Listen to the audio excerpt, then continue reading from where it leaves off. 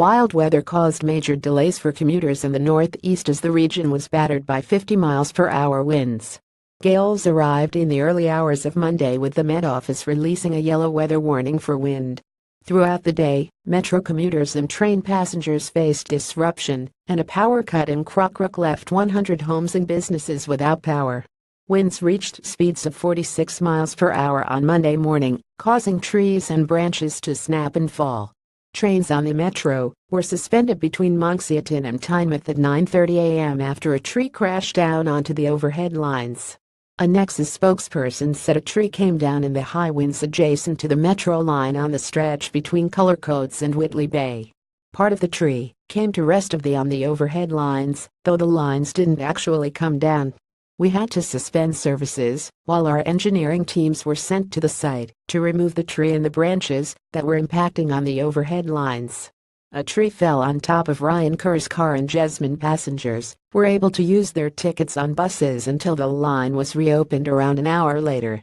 Later in the morning, a doctor returned from a walk with his dog to find that a tree had fallen onto his car. Ryan Kerr was walking his dog Leo on the town moor in Newcastle when winds brought down a tree onto his black Renault Megane.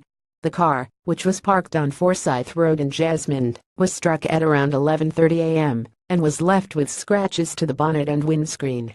As high winds continued to strengthen, a large tree branch came down in a Gateshead village and caused a power cut. The tree branch snapped off on Main Street in Crockrook and landed on top of power lines. Firefighters removed branch on Main Street, Crockrook. Image TWFRS firefighters were called to remove the branch, which was swinging above the path outside Crockrook Library. Around 100 homes and businesses were left without power from 12:30 p.m.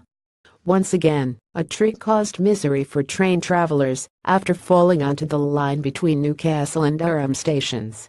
The line was temporarily blocked at around 2:30 p.m. and trains were delayed by up to an hour as they traveled at reduced speed between the stations. The weather warning for wind has now been lifted, with the worst of the gusts hitting parts of Scotland. It will continue to feel blustery, with wind speeds of around 30 miles per hour overnight, but there are no warnings of further disruption.